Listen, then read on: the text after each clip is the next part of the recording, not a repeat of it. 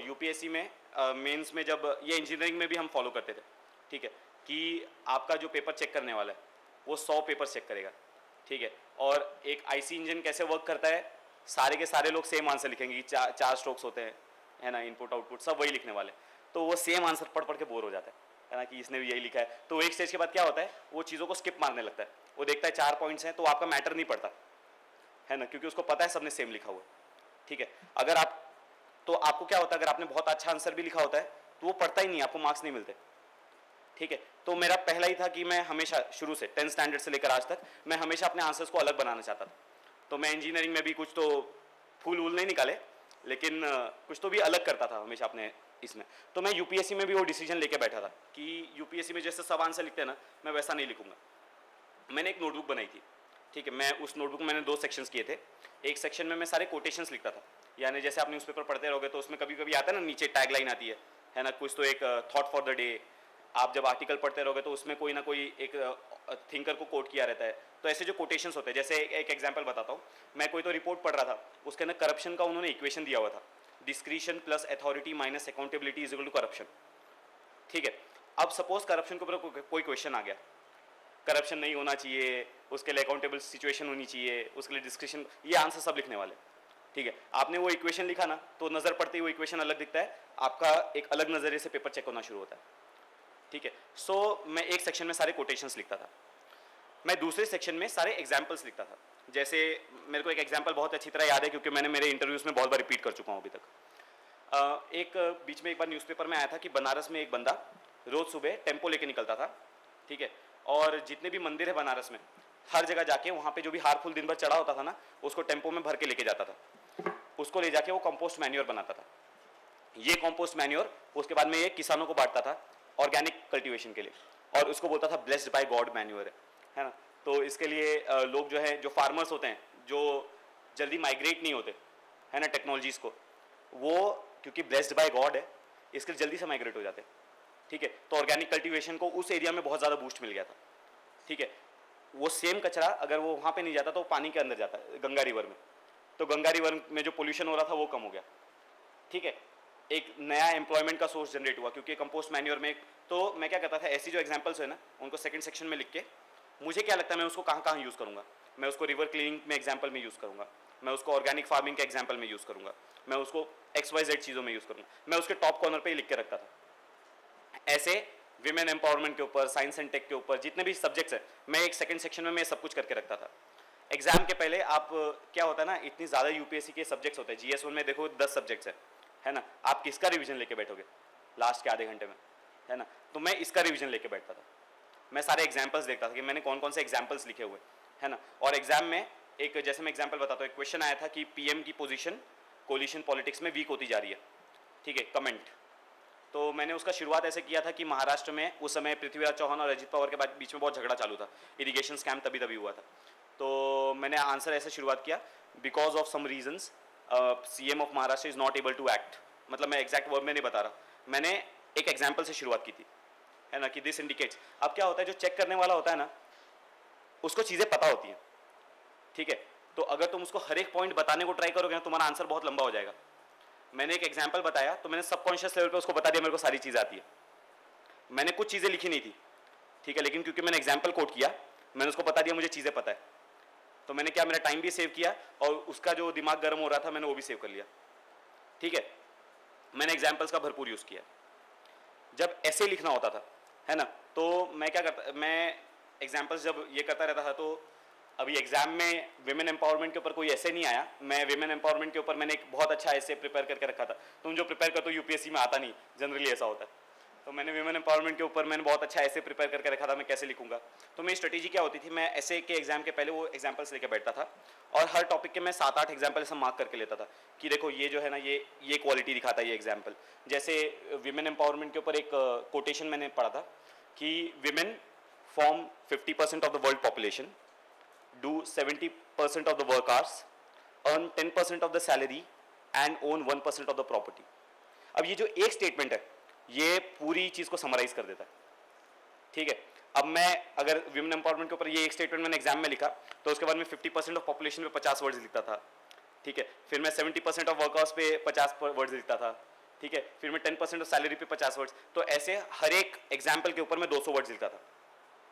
ऐसे 8 एग्जाम्पल्स अगर मैंने सेलेक्ट किए तो 1600 वर्ड्स ऐसे ही हो जाते थे, है ना। तो जब लोग बीच में बैठ के फायरिंग करते रहते थे ना, यार क्या लिखना है क्या लिखना है, तब मेरे को मेरे 8 एग्जाम्पल्स याद है, मैं उन 8 एग्जाम्पल्स के ऊपर लिखता था। तो मैंने 8 पॉइंट्स बताए, वो 8 पॉइंट्स मतलब उसके अंदर भी सब पॉइंट्स होते हैं, तो मैं एक 8 मेजर इश्यूज पे डिस्कशन कर रहा होता था।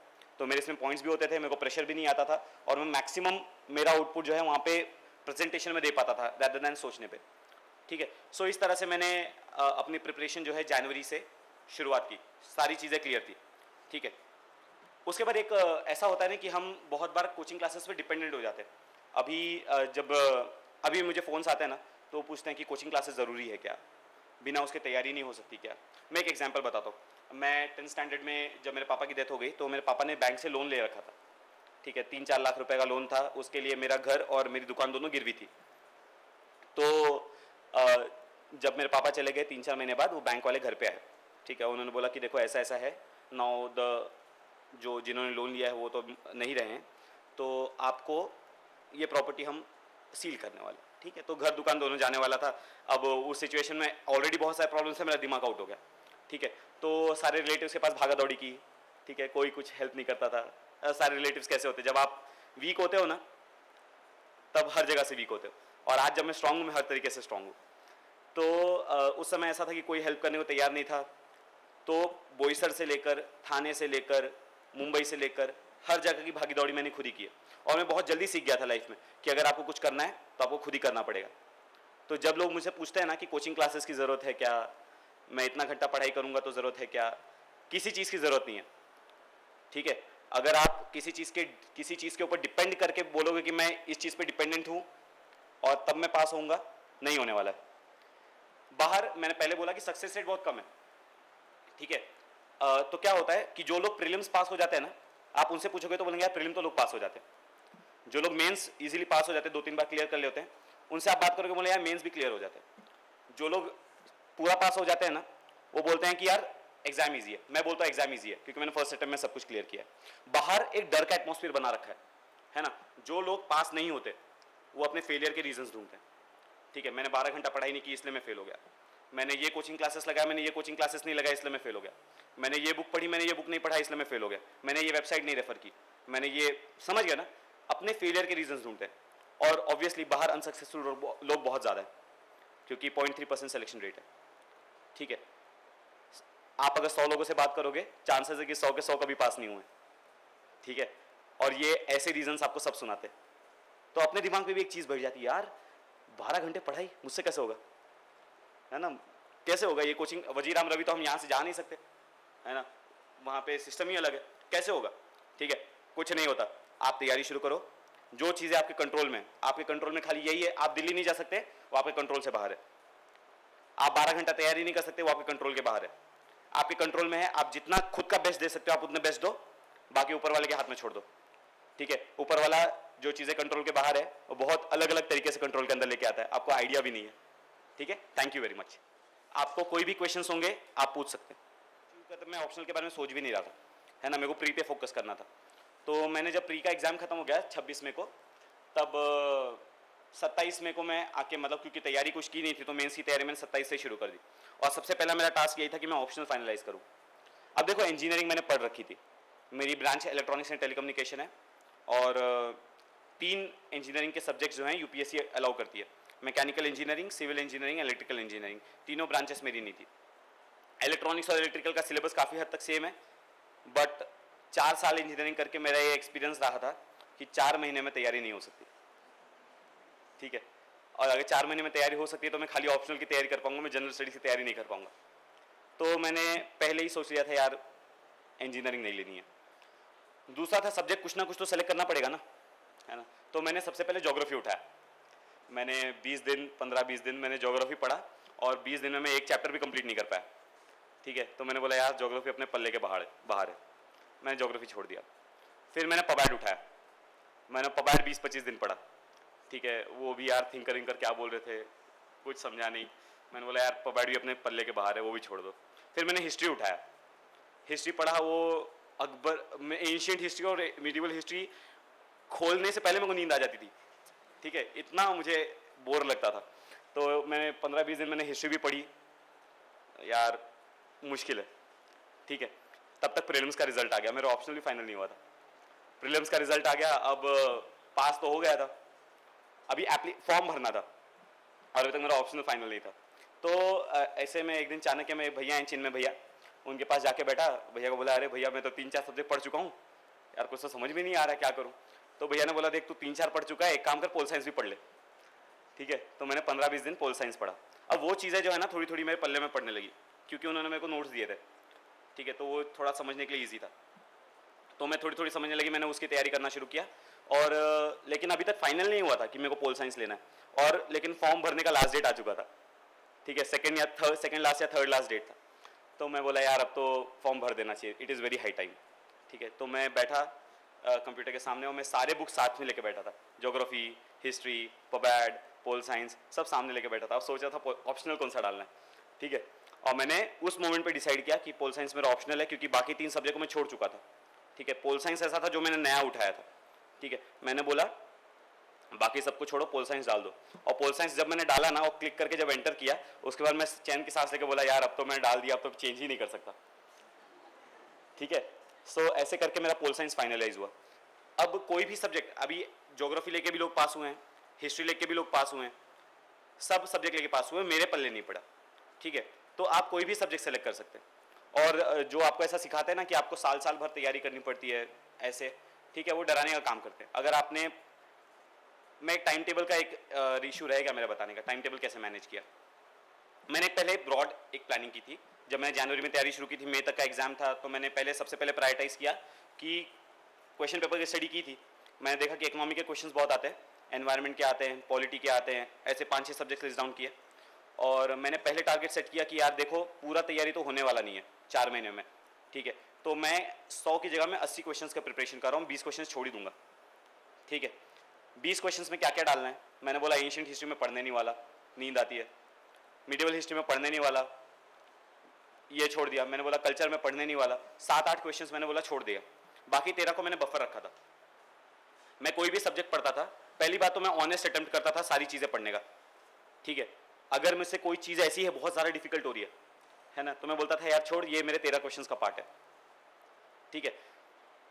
ऐसा ऐसा करके हर टॉपिक में छोड़ देना, नहीं तो 20 क्वेश्चन 80 क्वेश्चन में कन्वर्ट हो जाएंगे, ठीक है। सो ऐसे करके मैंने थोड़ा बफर रखा था कि यार थोड़ा मार्जिन रहेगा। तो ऐसे ऐसे करके मैंने जो मेरे सब्जेक्ट्स उनको प्रायोरिटाइज किया, जो सबसे लोएस्ट प्रायोरिटी है मैंने उनको पहले किया ही नहीं। एग्जाम के 10-15 दिन पहले मैंने इंटरनेट पे जाके बुद्धिज़्म के बारे में, जैनिज़्म के बारे में, हड़प्पा सिविलाइजेशन के बारे में, अकबर के बारे में, मुगल के बारे में, मतलब ये जो मेन इंपॉर्टेंट टॉपिक्स होते हैं, ठीक है, मैंने इनके बारे में स्टडी कर लिया। अब क्या होता है जब तुम एग्जाम में बैठते हो, जब तुमको एक क्वेश्चन नहीं आता, अगर तुमने पूरी तैयारी करके गए होते ना तो तुमको एक टेंशन रहता है यार ये क्वेश्चन कहाँ से आ गया, मैंने तो पढ़ा ही नहीं है, ठीक है। लेकिन जब तुम पूरी तैयारी करके नहीं गए होते हो तब तुमको एक कॉन्फिडेंस होता है यार छोड़िए, तो मैं सोच के आया था नहीं आएगा, ठीक है। तो मैं ऐसे ऐसे करके तैयारी की। जब जीएस का पेपर सॉल्व कर रहा था एग्जाम में, तो बहुत सारे क्वेश्चन होते, तो जो लोग पूरा पढ़ाई करके जाते हैं उनको एक प्रेशर होता है हमेशा। मैं हमेशा बोलता था 2 लोग को बिल्कुल टेंशन नहीं होता, एक जो सब कुछ पढ़ के जाते हैं, एक जो कुछ भी पढ़ के नहीं जाते, ठीक है।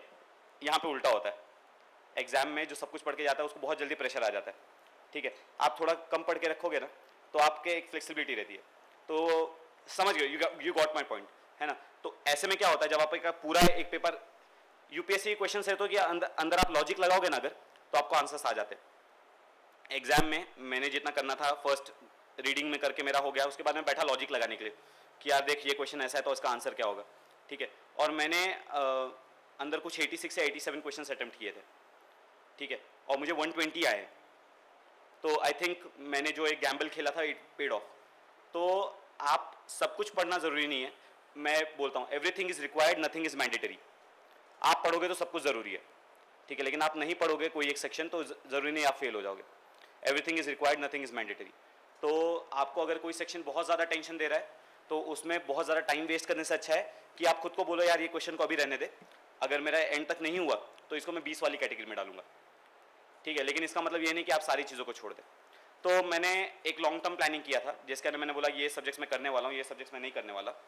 और मैं उसके बाद हर वीकली प्लानिंग करता था, है ना, कि जैसे मैंने बोला इस वीक में मेरे को इकोनॉमी के इतने टॉपिक्स करने हैं, मेरे को एनवायरनमेंट के इतने टॉपिक्स करने हैं, अगर मेरा उस वीक में नहीं हो पाया, कई बार क्या होता है टाइम टेबल अपना फॉलो नहीं हो पाता, ठीक है, बुखार आ गया, मम्मी ने घर से फ़ोन करके बुला लिया, बहन की शादी पड़ गई, भाई की शादी पड़ गई, टाइम टेबल फॉलो नहीं हो पाता। तो मैं वीकली प्लानिंग करता था, अगर इस वीक में कुछ चीज़ें कम पड़ गई तो मैं इसको, क्योंकि नेक्स्ट वीक में एडजस्ट कर पाता था। अगर आप पूरा एक प्लान बना के रखोगे ना, एक स्टेटमेंट मैंने पढ़ा था, this world is too uncertain to be perfect. यानी अगर आप बहुत ज़्यादा परफेक्ट हो गए तो आप फ्लेक्सिबल नहीं हो पाओगे। अगर आपका प्लान एकदम परफेक्ट होगा, कट टू कट, तो आपको जो फ्लेक्सिबिलिटी चाहिए होती है एक बीच की, वो गायब हो जाएगी। तो आपका काम क्या है कि आप एक परफेक्ट प्लान बनाओ जिसमें फ्लेक्सिबिलिटी रहेगी। तो एक लॉन्ग टर्म प्लान होना चाहिए और उसके अंदर एक वीकली फ्लेक्सिबिलिटी रहेगी कि अगर इस वीक में कम हुआ तो अगले वीक में ज़्यादा करना है, इस वीक में ज़्यादा हो गया तो अगले वीक में एक मूवी भी देखने चले जाएंगे, ठीक है। तो इस तरह की मैंने टाइम प्लानिंग की थी। First of all, congrats to you for your grand success. Thank you. You have motivated all of us here. Sir, my question is, you said about the planning, time planning, but how should we tackle when we